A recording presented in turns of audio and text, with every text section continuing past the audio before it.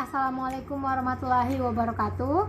Perkenalkan, nama saya Hasrani Rahman dengan NIM 180101080009 dari kelompok 3. Sebelum kita lanjut ke dalam videonya, terlebih dahulu saya akan memperkenalkan teman-teman kelompok saya. Ada Wika Andriani, Widyasari, Ferawati Halulanga, Saprudin, Zulaika Nurnila, Felsia, dan Desi Fajrianti.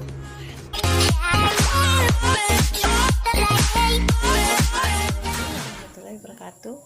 Perkenalkan, nama saya Ferawati Halulanga. Di sini saya punya tugas media pembelajaran, yaitu mewawancarai salah satu guru yang berada pada Konawe Kepulauan, khususnya guru IPA. Langsung saja saya akan bertanya kepada guru yang bersangkutan. Bismillahirrahmanirrahim. Langsung saja Pak, di sini saya akan bertanya.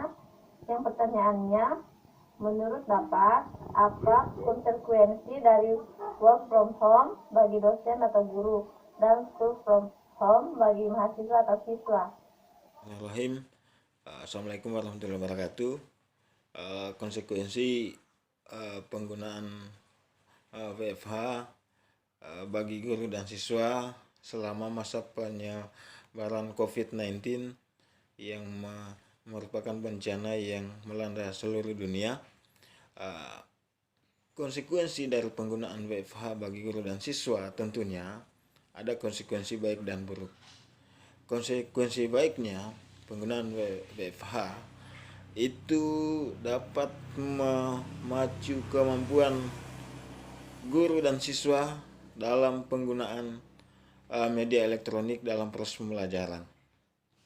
Ya, sehingga dalam pembelajaran media dalam jaringan ini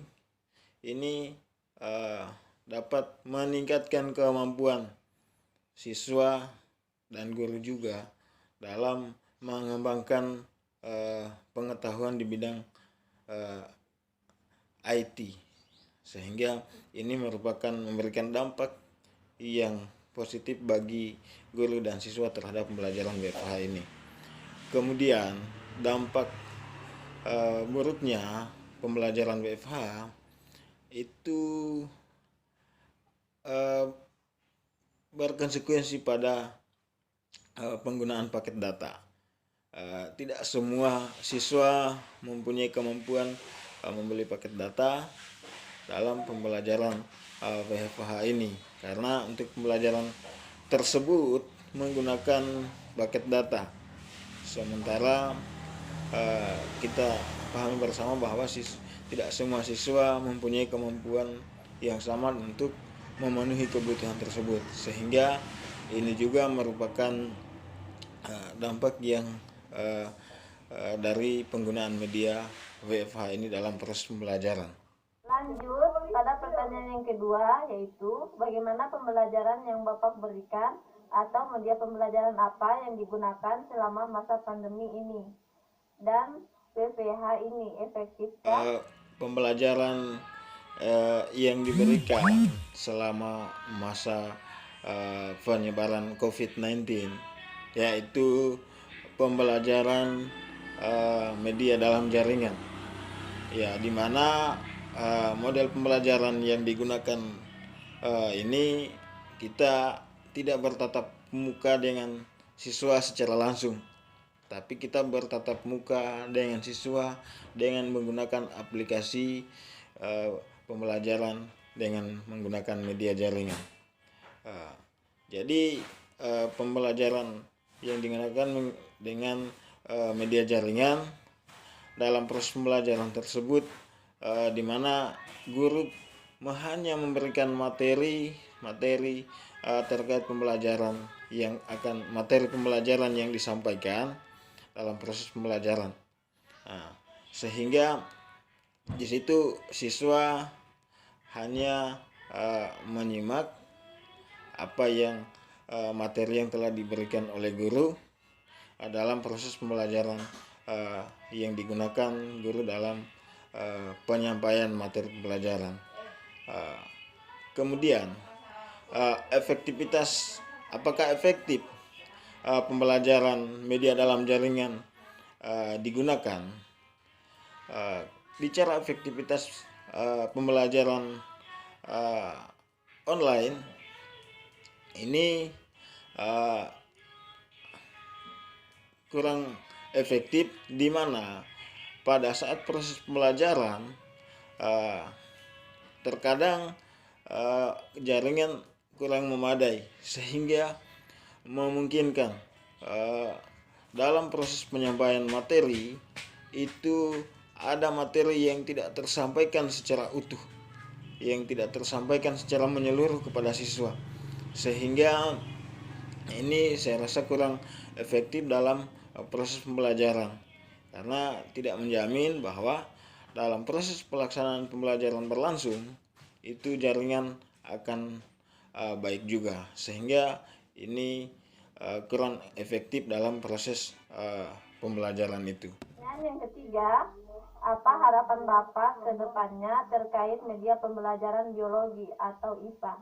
Harapan ke depan terkait media pembelajaran biologi, tentunya sebagai guru biologi, harapan saya ke depan terkait penggunaan media pembelajaran ini sangat berharap baik, sehingga di mana media pembelajaran ini merupakan faktor yang sangat menunjang keberhasilan siswa dalam memahami sebuah materi pembelajaran, sehingga dalam proses penyampaian materi guru tidak monoton hanya menyampaikan materi itu saja, tetapi kemudian ada media-media lain yang digunakan yang kemudian itu mempermudah siswa dalam memahami materi yang telah disampaikan, karena tidak dalam proses pembelajaran tidak hanya menyampaikan materi secara lisan, tetapi kemudian ada media-media lain yang menunjukkan secara konkret terkait materi-materi yang disampaikan, sehingga media pembelajaran ini sangat-sangat erat keterkaitannya terkait pada pemahaman peserta didik dalam menangkap semua materi-materi yang disampaikan oleh guru. Demikian yang bisa saya sampaikan. Sekian dan terima kasih. Wassalamualaikum warahmatullahi wabarakatuh. Bismillahirrahmanirrahim. Assalamualaikum warahmatullahi wabarakatuh. Terima kasih atas kesempatan yang diberikan kepada saya untuk bisa mewawancarai Ibu Hilda selaku dosen biologi. Dan terima kasih atas kesempatan kepada Bu Hilda telah meluangkan waktu untuk saya wawancarai sedikit, Bu. Baiklah, Bu. Langsung saja, Bu. Saya ingin memberikan beberapa pertanyaan kepada Bu Hilda. Pertanyaan yang pertama itu, menurut Ibu, apa konsekuensinya dari work from home bagi dosen dan from home bagi mahasiswa? Saya persilakan, Bu.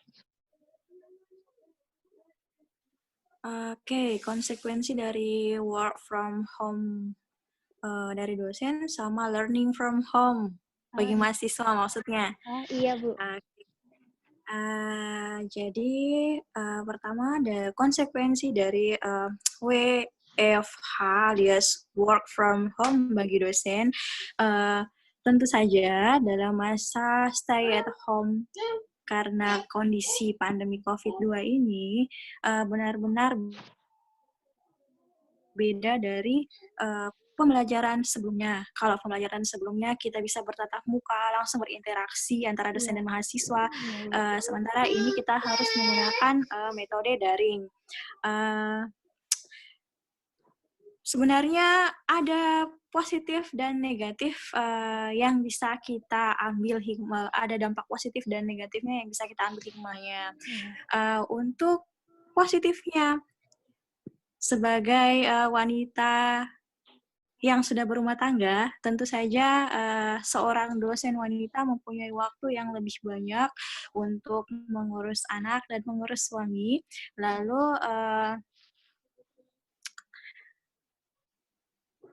apalagi ya? Kalau untuk wanita itu sebenarnya tidak perlu kita Baik, kita masuk di pertanyaan kedua, Bu, yang dimana bagaimana pembelajaran Ibu berikan dan media pembelajaran apa saja yang Ibu gunakan selama masa pandemik work from home saat ini. online untuk meminimalisir perbedaan dengan kuliah tradisional atau kuliah konvensional. Iya, Bu. Itu sih. Kemudian yang kedua, ibu juga sebenarnya sempat merasa bosan karena online di rumah, tapi ibu kembali ingat bahwa rumah adalah tempat yang akan selalu kita rindukan. Nah, terkhusus ibu pernah mendengar pernyataan Menteri Sosial, beliau mengatakan bahwa kalian jangan bosan di rumah. Kenapa? Saya waktu positif COVID, saya di karantina di rumah sakit, hal yang paling saya rindukan adalah pulang ke rumah. Jadi kita pikir-pikir lagi, kenapa kita harus bosan di rumah? Padahal ada banyak hal yang bisa kita lakukan meskipun kita lakukan di rumah saja. Nah, kemudian kita juga bisa mengambil hikmahnya bahwa kita bisa menghabiskan sangat banyak waktu bagi keluarga. Baik, pertanyaan terakhir atau pertanyaan ketiga yang dimana apa harapan Ibu ke depannya terkait media pembelajaran biologi? Bismillah, menjawab pertanyaan terakhir dari Widya, apa pesan ibu untuk mahasiswa?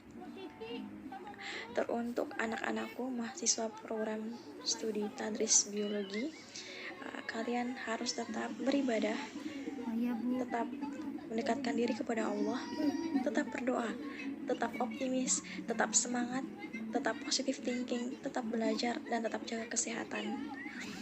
Jangan jadikan masa pandemi COVID-19 ini sebagai penghalang kalian untuk menggapai cita-cita, dan jangan jadikan sebagai pematah semangat kalian dalam menuntut ilmu. Kalian harus ingat apa yang dikatakan oleh Pak Darwin, itu bapak biologi. Beliau mengatakan bahwa suatu organisme hidup mampu bertahan hidup bukan karena dia kuat, bukan karena dia punya otot, bukan karena dia cerdas, melainkan karena dia mampu menyesuaikan diri dengan lingkungannya. Jadi insya Allah kalian bisa, insya Allah kita semua bisa. Assalamualaikum warahmatullahi wabarakatuh.